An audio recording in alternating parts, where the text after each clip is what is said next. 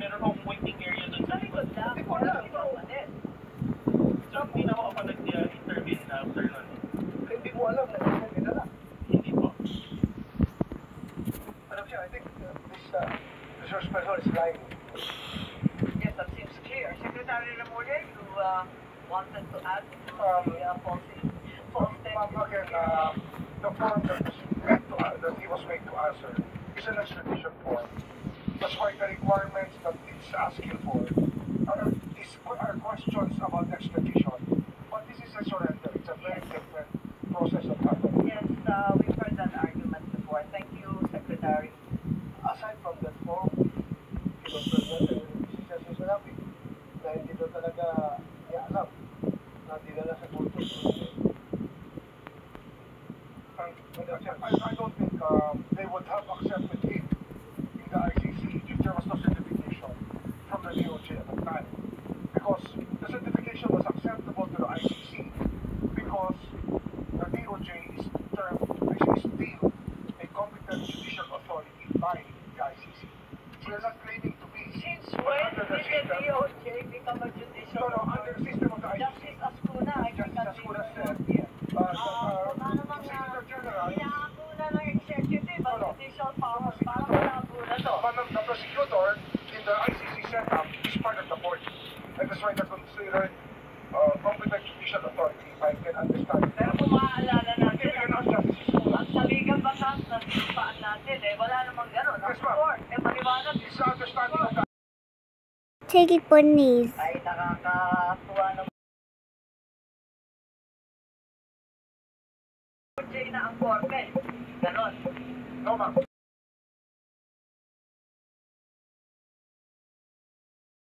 Judicial power. No, you have judicial power.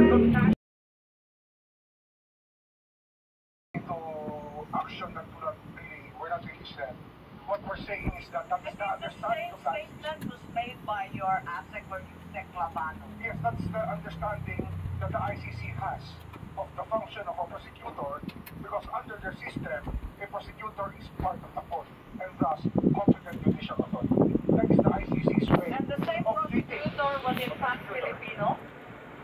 Well, under their understanding, it's competent judicial authority ICC under the ICC. prosecutor na Pakistani English naging Pinoy?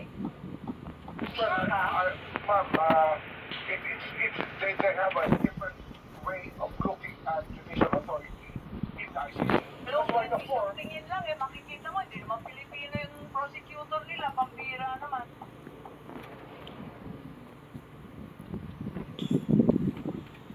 Madam Chair, I just would like to advise Masaro na kanila na kami dito, hindi kami nagsasite ng content porque ayaw na rin yung sagot po. Hindi po namin kung kami yan dito. Kaya huwag kang maglala, hindi kita site ng content. Hindi ako bumungusyo. Hindi ako bumungusyo na site ng content ka. Pero kami dito lumaban. Pero ang labanan dito. At hindi po kami mag-abuso sa aming power. Huwag kang maglala. Gusto ko lang. Kaya pinaulit-ulit mo. Kasi gusto ko lang talaga na magsabi ka na totoo. Kung yun ang totoo, as far as your concern, okay lang sa akin. Sige lang. At hindi po kami abusado dito ha. Dahil kakontent ka kahit porque hindi mo gusto yung sagot mo. Thank you, Madam Chair. Maraming salamat, nagtitiisan tayo. Si ASEC Nico Clavano, sinabi noong March 13, ang naging role namin ay National Competent Judicial Authority to attest na lahat ng proper processes ay ginawa. Paano naman nangyari? That certification that we made, which was acceptable to the ICC, because under their system, the General is part of the court, or that was Part of the ICC, but it's hardly a Filipino court. It's hardly a national court, Secretary. It's an equivalent to that. For them, it's equivalent. That's why they accepted. If they accepted the third Equivalent proportion is not the same, Paul. it's not the same, but it was acceptable to them because that's how their system works. Okay, let's now delve deeper into the circumstances surrounding the arrest. I give up on falsehood upon falsehood. General Torre, when were you assigned as the head of the CIDG? dahil naalala ko, inaresto po ninyo si Pastor Kibuloy, August 24, tapos na-promote kayo. Pero by the way, congratulations, na-promote pala kayo. Wala pang isang buwan, na-promote kayo ulit. At napunta kayo sa CIDG 2024, di po ba? Isang buwan after the Kibuloy arrest, tama po ba? Yes, ma'am. And you were assigned to the CIDG specifically. What would you say are the main mandates of the CIDG? Anong mission nito? We're the lead investigating unit of the PNP on matters delving on major crimes and those involving economic sabotage and other sensational cases that may be assigned to the Chief of the Philippine National Police. So, to reiterate, it's monitoring, investigation, and prosecution of all crimes related to economic sabotage and other crimes of such magnitude to the extent that they're commissioned by highly placed or professional criminal syndicates are involved. Tama po ba yun? Yes, ma'am. Your mission, in That's the fact. general mission, ma'am. Yes, and part of the CID mission as well is to investigate major violations of the revised penal code, right? Yes, ma'am. Okay, so the CIDG is largely the elite investigation arm of the PNP, is that correct? Yes, ma'am. Criminal Investigation and Detection Group, tama? Yes, ma'am. Kung ganon, yung pag-aaresto ng high-profile persons katulad ni KRRD, kasama sa core function ninyo, investigasyon pa rin ba yun? Implementation of warrants is part of the CIDG's mandate, ma'am. Yes, but it's the after effect. It's not the core function. Bakit kayo naging lead? Kitang-kita naman, noong March 11, not only was the CIDG involved in the arrest, kayo pa rin yung lead sa operation. We can clearly see na kayo ang pinakamataas. You were the highest ranking member of the PNP in many of the videos. I was directed by the Chief of the Philippine National Police. Yes, perhaps our Chief PNP can explain bakit yung CIDG ang naging lead samantalang investigasyon ang dapat mission nila. Ma'am, just want to sa background po natin. Yung sa PNP po, ang Interpol PNP po, ang may task po namin pagka PCTC and CIDG. Ang sa NBI naman, NBI Interpol. So usually, pag kami request ng PCTC, ang pinaka-direction po namin is CIDG na any other unit comes to arrest po. Pero you had a choice, ano? Madam Chair. Hindi naman lagi CIDG nag-aaresto nitong mga high-profile personalities. Wala naman ako nakikita ang CIDG sa TV pag nakikita yung iba't ibang krimen. Hindi naman lagi sila eh. Ma'am, when it comes to the request of the PCTC, ang tasking po is always the CIDG po. Yung po natin sa Ang PCTC. binanggit ni Executive Director ay yung NBI. Wala siyang binanggit sa CIDG. Ma'am, when it comes to the PNP, ang PNP po ang automatic po namin. From me, I always trust the CIDG po when it comes to Interpol matters po. So it is understood. General Torres is trusted and competent general. And that's the reason to do it. No, for me, it's always CIDG. Yung mga national food ng pool po. Yes, Senator Bato. Thank you, Madam Chair. General Banky Carmen, kung si General Torre ang pinapa-operate po ito, ibig sabihin na lahat ng actions niya, lahat ng ginawa niya ay sanction mo. Opo, it's under po ng Philippine National Police po yan. So lahat ng ginawa niya, sagot mo. Yes, sir. Opo. Thank you. That's your painting that I would like to believe. Whatever your people sagot mo. Just want to clarify, no, ang sinasabi po namin, for the legal po, ang sinasabi na we're just assisting po yung PCTC. That's reasonable po na ang request po sila. I'm not to bisipin yung sakabuhan ng operation. Ma'am,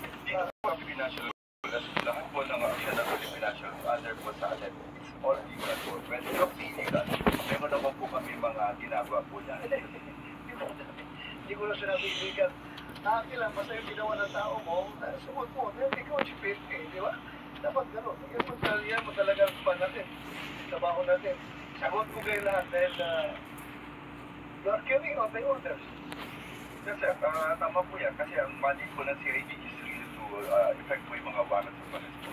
Just for the record. Just for the record. Thank you. Yes, maraming salamat. Palibhasa inassign na ni Chief PNP si General Ton.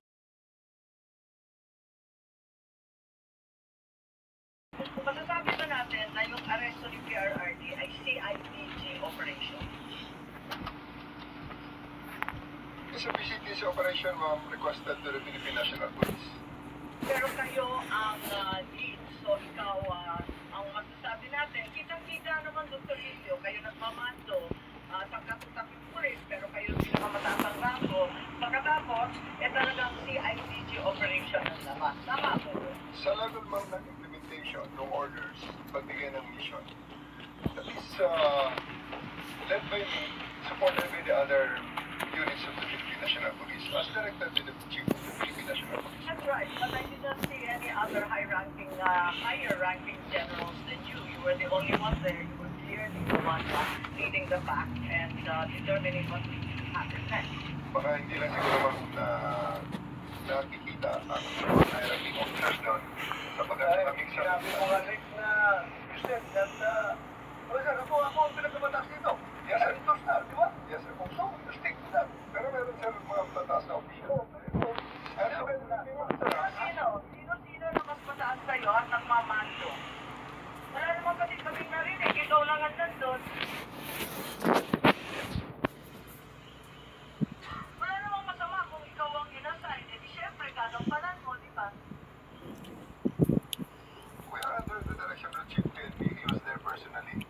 Ang pag-implement lang, sir, ng ma'am, ng actual arrest ay ang aking ginawa, and I operated under that direction to ensure the proper service of the warrant, the observation of the law, protection of the arrested person, and ensuring his safe delivery Okay lang. sa kung saan man siya pinapadala sa So simple lang. What if the CIDG operation, yes or no lang po? PNP operation. CIDG bahagi naman ng PNP. Pero sa dinami-dami ng division, sa dinami-dami ng pangkat, sa PNP, CIDG ang pinili ng Chief PNP na maglulunsad dito. Tama po ba? It is an operation, composite operation. That is an operation headed by a composite team of the PNP, led by the director of the CIDG. So, who gave the order to have President Duterte transported to the Hague? Sino nagbigay ng order? Sir, my order is to serve, the order that I received from the Chief of the Philippine National Police is to serve the warrant and ensure his delivery to the 250th wing, to the team that will deliver him to the Hague on the nuances of the higher authorities. I may not be privy to that information. Okay. Hanggang doon pa sa 250. Sino nagpadala nga niya sa aeroplano? Nagpasakay sa aeroplano. The order from me, sir, is to deliver him to the team that will deliver him to the Hague. Sinong team na yun? Establish naman natin, sir, that it is done by the Interpol. Interpol. Sinong Interpol doon? Sinong Interpol doon? Si Ambassador lang kanila. Kahit lang kanila ako nag-order sa'yo na isakay sa aeroplano? Sir, I think we have already established yung order ko is for me to deliver him to the 50th wing and deliver him to the Okay, isang gawin sa 250. Who just farted my mother? Ngayon, pinilit mo siyang ilabas. Daddy, who just farted at my mom? Umawak sa lamisa. Daddy, who just farted at my mom? It was? Sino nag-order sa'yo na isakay sa aeroplano? Daddy, who just farted at my mom? Who just farted at mommy? further questions. Was it you, Daddy? Questions to the SOJ. I have a team You're the one there. Wala si SOJ doon. Ikaw ulit ka sa kanyang aeroplano. Kaya tinatanong kita, who gave you the order? Still, sir, I take my orders from the Chief of the Philippine National Police. So, Chief PNP, you give the order to have former President Duterte board the plane? I think that from the very beginning, the DOJ's advice was sought on every step of the way. And the appearance to serve the warrant. And I am asking them because they're on the ground. Sila ang nag-implement doon. Kaya, Chief PNP, you give the order to the CIDG? The order to the CID is really to assist the PCTC when it comes to arrest call. So, sino nagbigay ng order kay General Torre na pasakay sa aeroplano? It's always the guidance that ang ano po namin is really to assist the PCTC po. Kaya nga! Oh, PCTC! But you the one who ordered the boarding of President Duterte sa aeroplano? General Alcantara. Mr. Senator Ramjil, I've said from time to time that my mandate is to coordinate our law enforcement agencies to comply with the requirement of the Interpol. Correct. I believe you, sir. Coordination ka lang. Coordination ka lang. Pero sinabi ni General Barbel na ikaw na nag-order sa kanya. The limit of my power. Yeah. But according to General Barbel, ikaw na nag-order sa kanila na isakay sa aeroplano si And Paul that is the Duterte. limit also of my authority. That's my mandate. So, My mandate is to coordinate coordinate. CMD. So, for the record, hindi ka nagbigay ng order kay General Barbel na isakay siya sa aeroplano? Hindi. For the record. For the record, I am not the authority to order the arrest. To order the Did you or did you not give the order to General Barbel? no. No. So, General Barbel, are you lying? Sir, I'm not lying, but I just want to have the executive privilege for regarding this matter. Ay, nandito na tayo eh. Executive privilege ka dyan. Bakit naging executive privilege? Kanina, sinabi mo, PCTC ang nagbigay ng order.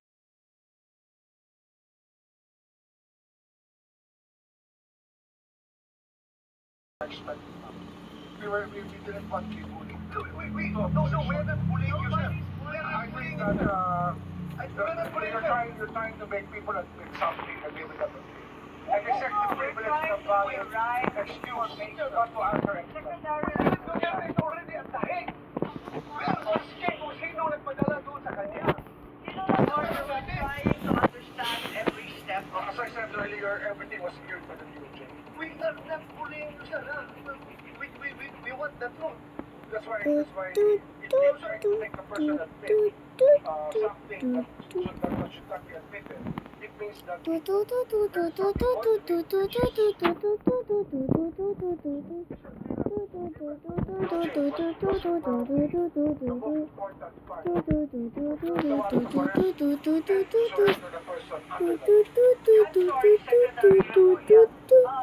recall that General Torre, nagbigay siya ng interview na sinabi niya, bigyan lang ako ng aeroplano, ako lang bahala dyan. Tama ako ba?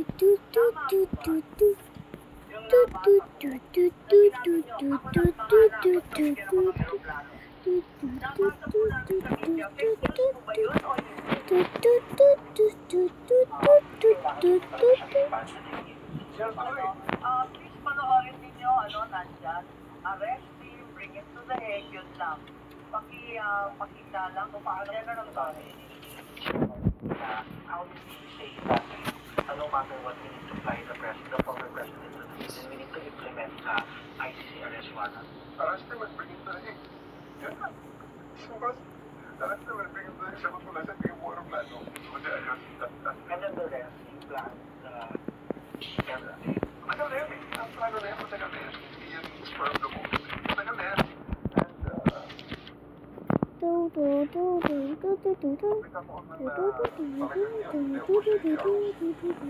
Secretary Remulla, nagpa-interview na si General Torre. We're not bullying him. He voluntarily gave this interview. And like many of our countrymen, napanood namin. Sinabi niya, nagda talaga. Ano ba yun? Sino nagputos sa kanya? Ano nga yan, ma'am? Sabi ko nga, clear natin lahat yan. Kasi they were asking me the legal. Even if I was abroad, my advice was being sought. And I gave them that advice. But number one, serve the warrant of arrest. And number two, surrender him to the Hague. That's what the law provides. So, sir, you're the one giving the orders. Well, in some ways, because I gave them the legal basis for all the actions that happened. So, you're the one giving the orders.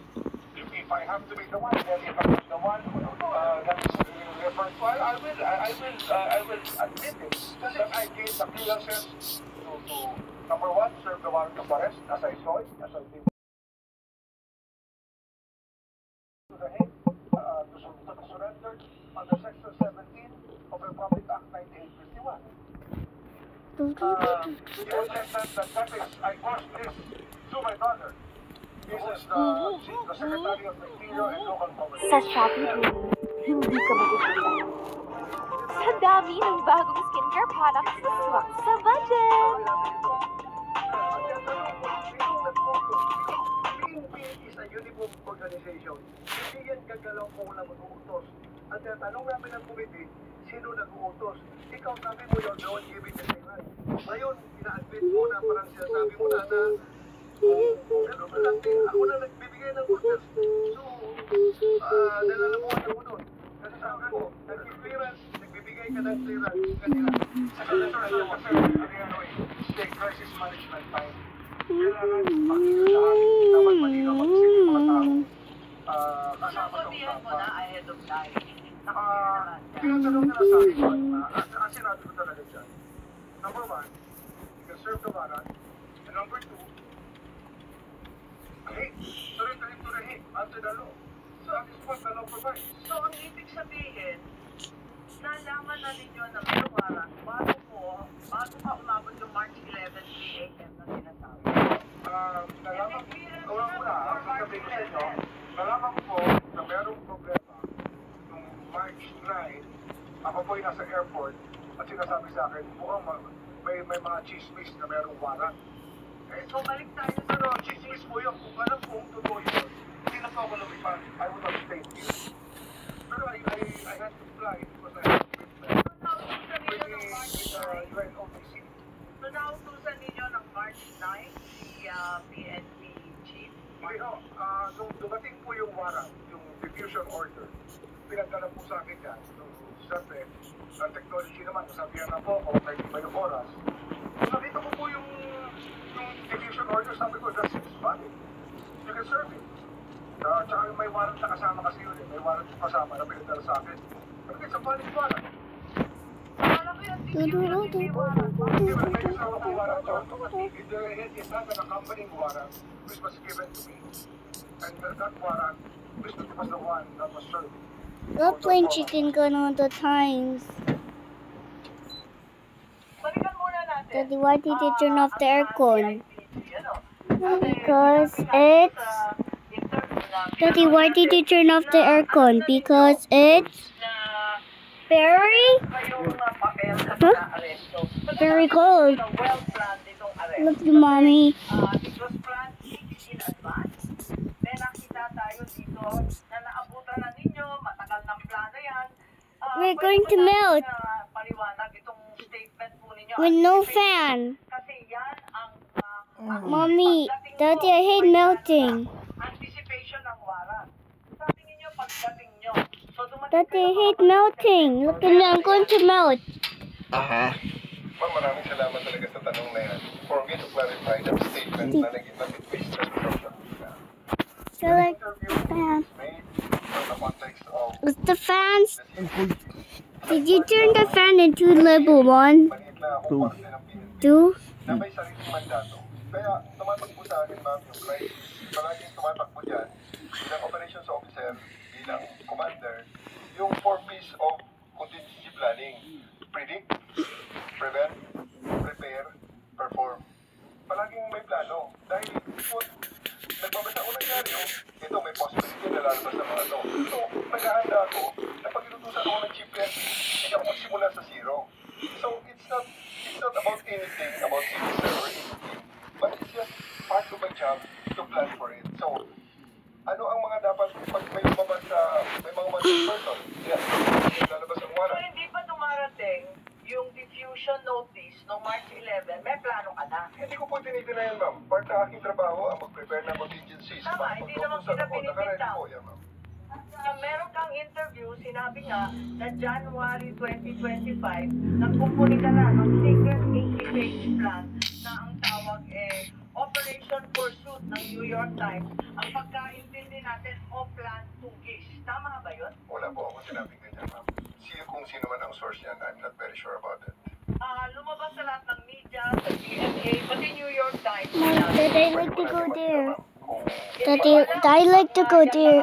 Nabasa ko, katulad ng Operation Pursuit, tapos sinanslate Plan Tugis. Okay, may pangalan pa ako na naging source, ma'am, kung pwede ko makita. Kasi until this point, gusto ko rin po, ma'am, maraming salamat sa pag-clarify nito.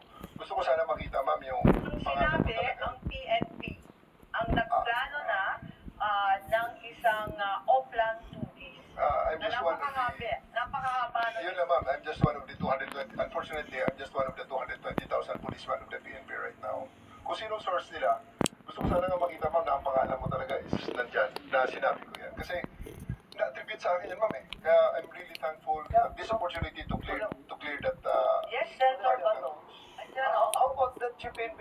Hindi kayo source yan? Yeah, sabi kasi si PNP Chief Marbil, inutusan si General Torre na ilalagay si Presidente Duterte under police custody as soon as the ICC issues the arrest warrant.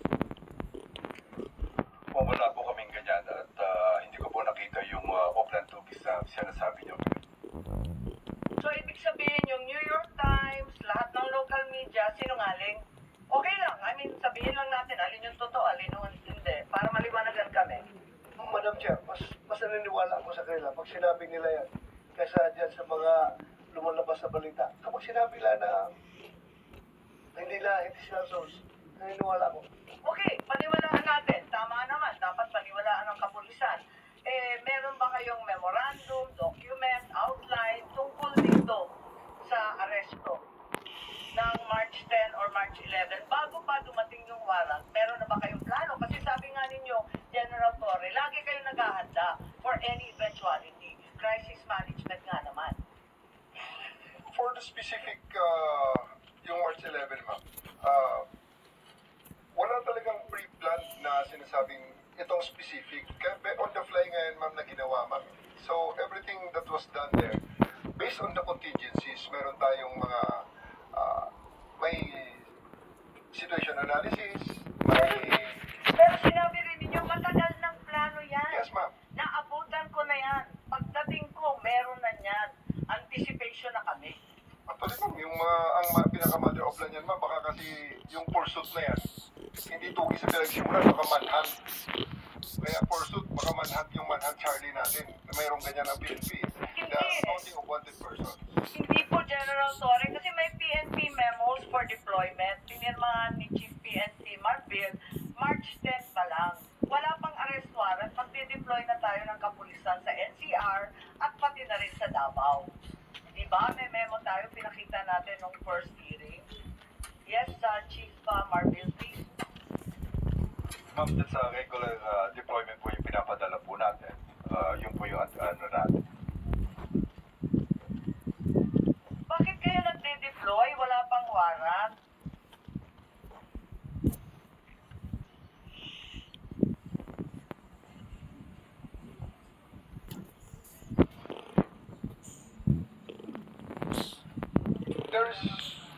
There's part, that's already part of the contingencies. Kasi, hindi naman natin madi-deny na napaka-high profile ni PRRD. Ito na nga, may preparation na may probability na lalabas itong order na to.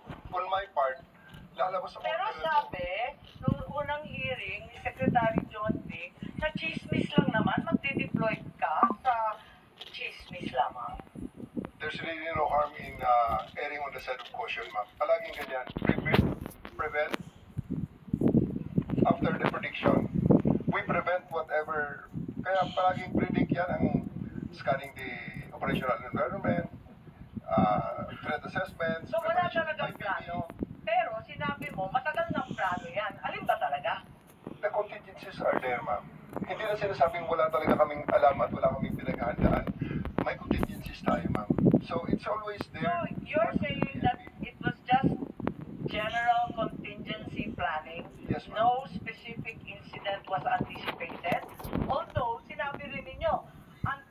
anticipation ko na yan. Pagdating ng mga... Anticipation ng warrant ng ICC. That's very specific po. Hindi siya generic contingency planning. Part na ko ng aking trabaho na ma'am yan, nakita ko na, sabi ko, nako, paano pag nautusan ako bigla, lumabas ang warrant at i-implement ito.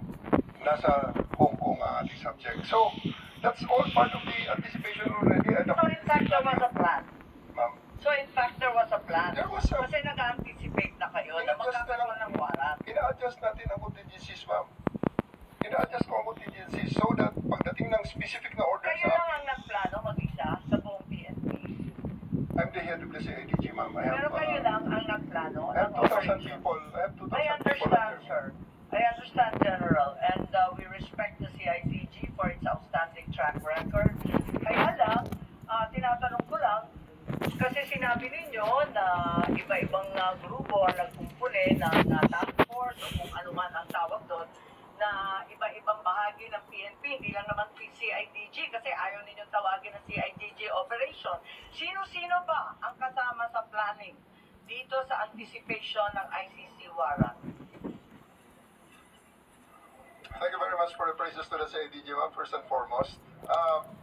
Ako rin, ma'am, ang naglabas ng mga request na ito po ang mga components na kailangan, ang mga makakailangan ko. Sino-sino po? Just in case na ito ay it will come down. So, if you have seen, meron doon mga Special Action Force. Kasi nga, ni-request ko ang mga yon. I requested them through the Chief PNP. Sir, I need a Special Action Force. I also need the NCRPO to stand by on alert na ang kanilang mga civil disturbance management ay mag-ready rin just in case na magkaroon ng mga rally, magkaroon ng mga mass movements, ready rin kami mag... So kahit pa paano, hindi totoo na walang plano. Kasi may anticipation ka na eh. At saka nananawagan ka sa iba't ibang tropa. Definitely, we are denying that plan from the context of being sinister and really plotting against the former president. It's not like that. We are just making sure that the PNP will be up to its mandate of protecting the peace and order and the well-being of the citizens, even though this an event as controversial as this goes down. So Chief Marbil, tama ba, inauthorize ninyo na tawagan yung iba't ibang pangkat ng PNP si General Torre? Siya nang namahala ng lahat. Ma'am, ako po ang church po ng Philippine National. I just ordered General Torre to prepare yung pre-contingency natin kasi we heard from the news coming from the former president that there will be an ICC. Pero iba-iba na yung mga grupo na tinatawagan niya, hindi na si IGG lang. That's ma'am, dun sa atin sa ano natin, meron po yung power ng CIDG that's really to help from other units po. Okay naman po sa Philippine National Police po yan. Okay, eto naman tayo sa mga nangyari doon sa Villamor na, no, sa 250th. Ano na ang nangyari doon? Gusto lang natin malaman at itatanong kung anong nangyari dahil nandito na tayo, no? Umabot na tayo sa Villamor. Was there a time na may binantaan ka o tinakot o pinagsabihan kung sino man doon? At the end of the day, ma'am, everything that happened in the 250th wing is for the purpose of bringing the former president to the plane peacefully. So, nandun yung continuum on the application of forces. So, nandun yung makiusap muna na ginawa namin simula pa nang siya ay ma-take into custody up to nang isasakay na siya. So, continuum forces, makiusap and everything. And kailangan there's always a time to tell them that... Parang hindi na pakiusap ang nangyari. Yes, ma'am. Kasi inaresto na ninyo si Attorney Medialdeo, sabi ninyo, obstruction of justice, tama?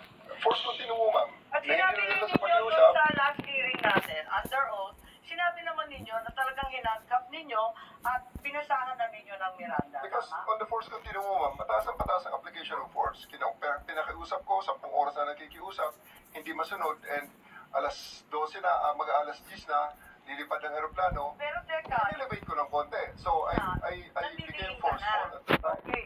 Pero ang tanong, bakit inaresto? May paghadlang ba sa proseso ng batas? May tunay ba na obstruction of justice? May panahon ba Mejaldea kung sino man testigo na magsalita, binago ba niya, sinira ba niya yung mga dokumento, tinago ba niya ang makakatakas na suspect, lahat ng obstruction of justice, may pekeng pangalan ba na binigay, na pinagtatanggal niya na paglitis ng isang krimen, lahat ba yun? Talagang obstruction of justice. Alin bahagi dyan ng obstruction? Ang specific po ng ginawa ni E.S. Mejaldea para siya ay aking arestuin sa obstruction of justice, he prevented me from taking physical custody of President Duterte so that he can be boarded on the bus that will bring him the plane. Yun na ma'am. Kaya part yun, meron din his right. Kaya pataas na pataas ma'am ang level na... So talaga rin. So, did he prevent you? Kasi ang nakita ko naman,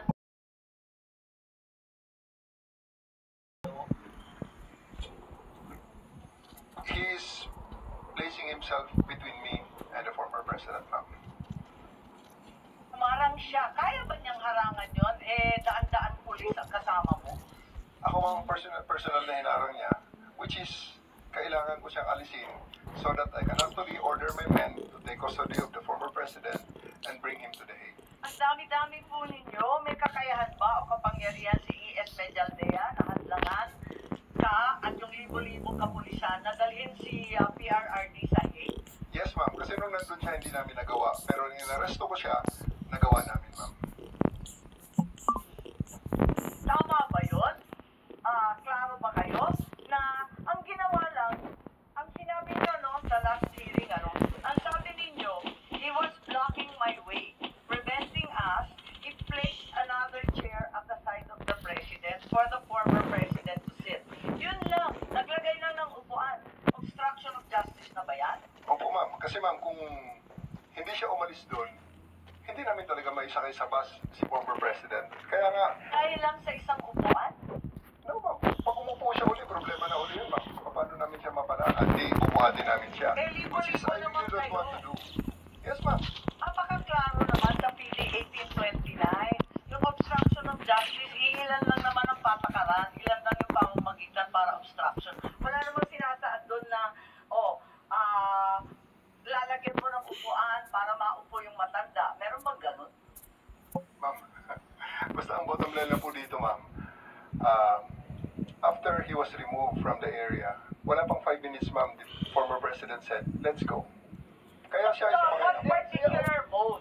Huwag mong gawing justification yan na General Torre na porque handcuff mo na si E.S. Mejaldea, 5 minutes, nadala mo na kaagad si Pangulong Duterte sa aeroplano.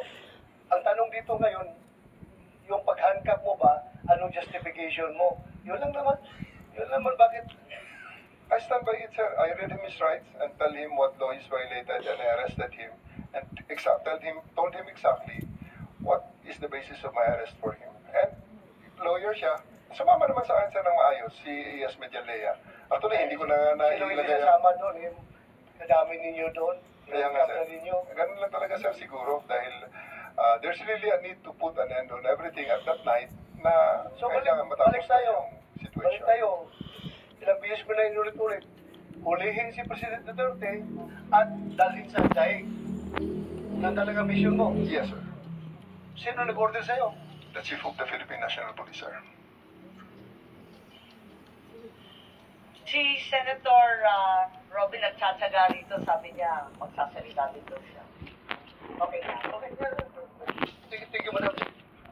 Maraming salamat po sa ating ginang tagapangulo at kay General Bato, Senator Bato. A'udhu billahi minash shaitanir rajim. Bismillahirrahmanirrahim. Alhamdulillah rabbil alamin. Bismillah wa salatu wa salamu ala Rasulillah. Assalamualaikum warahmatullahi wabarakatuh. Magandang hapon po sa inyong lahat. Pasensya na po, ako po kasi may press con. Kailangan po ako makaalis kaagad. Gusto ko lamang po iparating sa lahat na wala na po dito si Pangulong Rodrigo Roa Duterte. Ito po mga pinag-uusapan natin. Ito po ay pagsuporta lang namin kay Senator Amy. Pero alam niyo po sa ating mga magigiting na panauhin dito, napaka-ironic lamang po na alam naman po natin lahat, patid natin lahat. Nagdadalawang pangulo lang po ang lumaban sa komunista. Una, si Ferdinand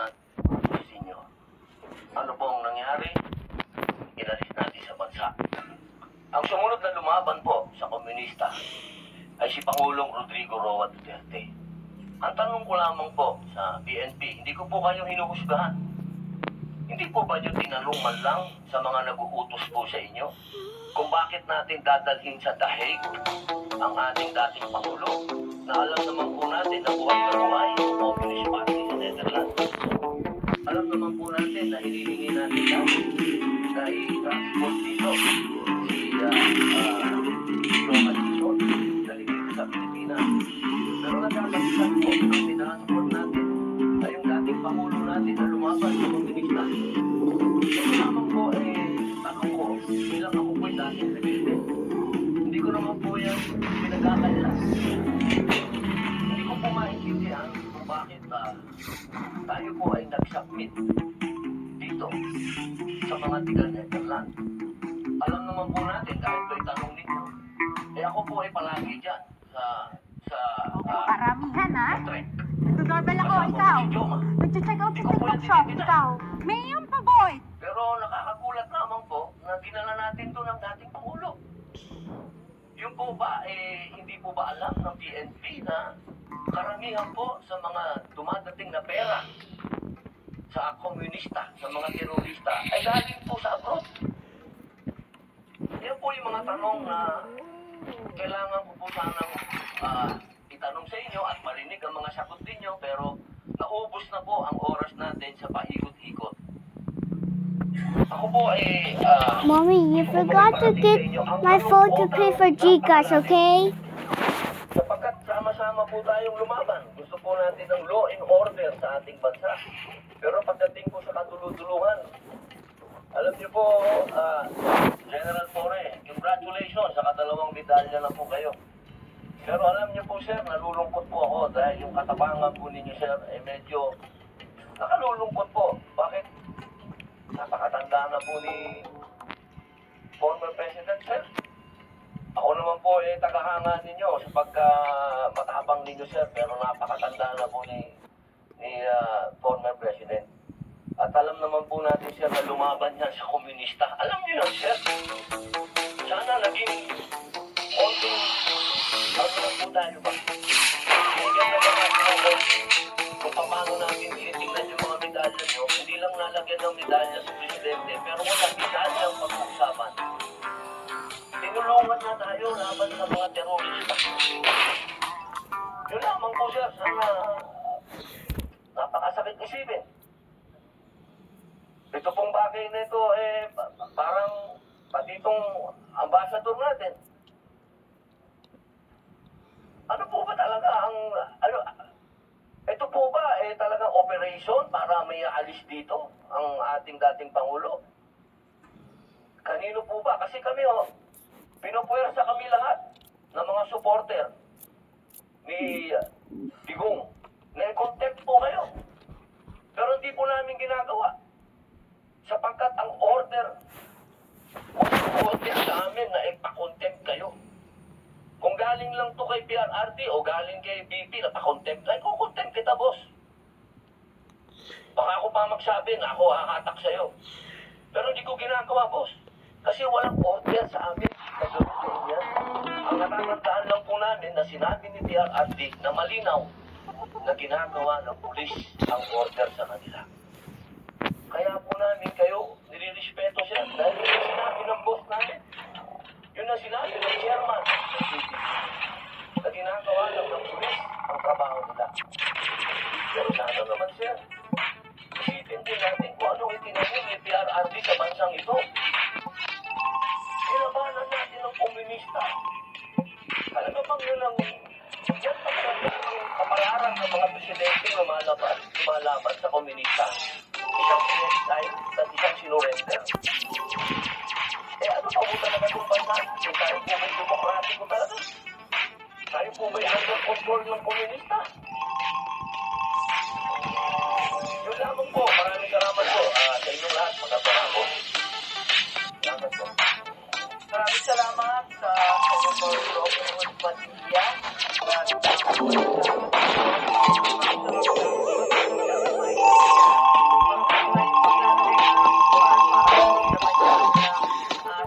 Para sa Section 1 ng PD 1829, ang liwanag ng ron kung paano. So, parang wala namang batuhan para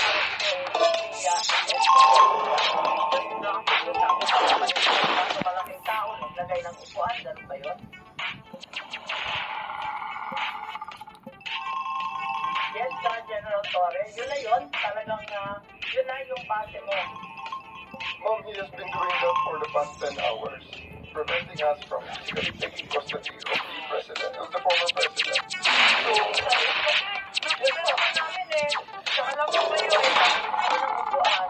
So, you actually arrest and make a deal in order to threaten and coerce PRR.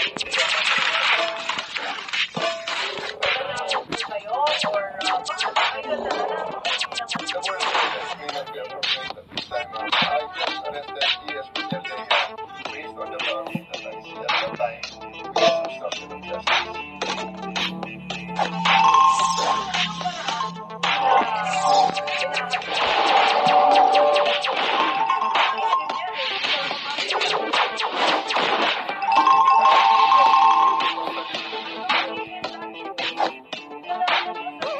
Siya mag-dali.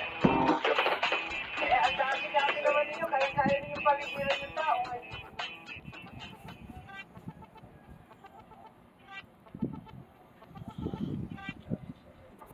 So palagay ko, paikot-ikot tayo dito sa istorya kung hindi naniniwala na may obstruction of justice. As a matter of fact, bakit hindi ninyo dinala si E.S. Medialdea sa kulungan nung gabing yun? Kasi pinutasan mo na, nag-Miranda rights ka na, ba't hindi mo dinala sa preso? I have the option to file the case the way which way I deem appropriate at that time, ma'am. At ang nakita ko dahil siya ay sumama sa former president sa aeroplano, I would just file the case later at the time. Depende rin sa akin yung bilang arresting officer whether I would like to Lahat yan pursue pwede the case gawin or ng not. arresting officer, sigurado ka? Yes. Kasi, diba, arrested person, 1 minute, si E.S. Medialdea. Pagkatapos, di mo naman dinala sa kulungan. Ang ginawa mo, sinakay mo sa aeroplano, naging pasahero sa Paano nangyari yun? Tumakas ba siya sa kustudiya mo? Pinatakas mo ba? Rinilis mo ba? Ano nangyari doon? Inaresto mo tapos rinilis. Anong klase yun? Those are decisions made in the context ng situation during the time, ma'am. So, sumakay siya sa aeroplano, Teka lang. sakay namin siya. When did you release him? Kasi di ba nakaposas na nga Yes, siya. Tapos pinasahan ninyo at inaresto. Gano'ng katagal siya naka-arestado? Actually, ma'am, nilagyan ko lang siya ng posas nang inaresto ko siya. Oo. And then, hindi nga niya mailagay ang kanyang kamay Tama. sa likod dahil na medyo malaki siya. Oo. So, even before we took less than 10 steps, hindi pa kami nakalabas sa pintuan ng room na yun, ma'am. Hindi ko na ikinabit ang isa pang posas. And then, when he was in the bus, tinanggal ko lang yung posas at pinasakay si Miss Medialdea. Sabi ko, maraming salamat sir, antayin mo na muna ang presidente dito sa bus para sabayan mo siya papunta sa aeroplano. Ang sinasabi niyo, diskarte mo na yon. Yes, ma'am. Diskarte mo. Pero hindi ba maliwanag na kapag arestado yung isang tao, hindi pwedeng palayain kung walang court order na naman? At saka kailangan may legal basis. Kahit may obligasyon ka, arestuhin because a crime is being committed in front of you. Hindi ba Article 223 yan ng ating revised penal code, infidelity in the custody of prisoners? I am Bakit mo pinalaya biga? I am the arresting officer, ma'am, and I have the option to file the case which way I want it. Whether I will present him for inquest or I will go a regular filing on the prosecutor's So, having office. arrested him, you cannot just release him. Bawal yun, di ba? Nasa revised penal code po, infidelity in the custody of prisoners. He's already a prisoner. You may also have violated your precious Article 125 for failing to deliver E.S. Medialdea to the proper authorities within 18 hours. A provision that you're very familiar with. Di ba sinabi ninyo, mamalati naman kayo pag hindi ninyo sinurrender. Ba't hindi mo ginawa? Again, ma'am, those are judgment calls that I made to ensure the accomplishment of my mission. There are procedures. There's the law. Yes, ma'am. I made that judgment call, the decision to just release him and bring him on the plane based on the prevailing situation as I saw it during the time. I think that's the most prudent. I really thought at that time that's the most prudent thing to do to ensure that the primary mission of bringing the president to The Hague is accomplished. So to your mind, General Torre, you are empowered by law to release an arrested person without any order of any court. You're given the authority to arrest the person, release him kung gusto mo. Basta ikaw ang magdidiskarte. Ganun lang yun. Wala kang pakialam sa batas, sa revised penal code, sa lahat ng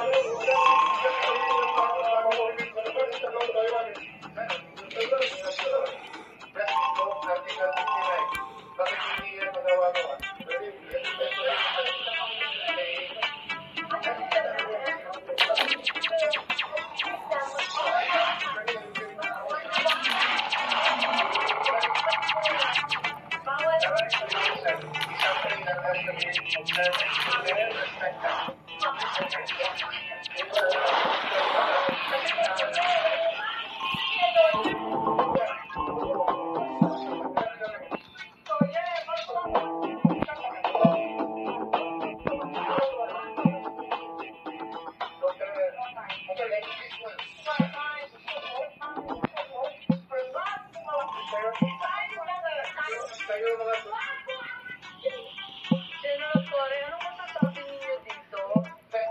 Di ba yung pagtanggap ng upuan at pagkalagkad, pagkagamit ng dahas? Attorney Delgado ba, tinakot ka ba? Nagpasa ba sa'yo o sa fellow officer ko? Physically, hindering nyo na naman from bringing PRRD to the plane. Bakit nyo ginawa yan? Ma'am, thank you very much for again showing that video for us, for giving us a chance to clarify the context of that video. Yan nga ma'am, kitang-kita naman natin kung hindi natin ginawa yon. Sasama ba yung pusa, yung united, nakasalay sa aeroplano, kung hindi natin ang ating at tamang gawain ng kapulisan ang pagbalita na nagbigay ng dahas sa sino mang i-aresto nila. Ma'am, type na nga ina-aresto natin, tinututukan pa natin ng baril eh. So, that is in the force continuum. Kaya okay to. Ibig sabihin, ma'am, presence lang natin, kausapin lang natin, that's the first step, okay yan. Hindi nag-comply, lalabas tayo ng non-lethal weapon. Hindi pa rin nag-comply, we escalate on the other tactics that is deemed necessary and allowed by law na Relaxing music.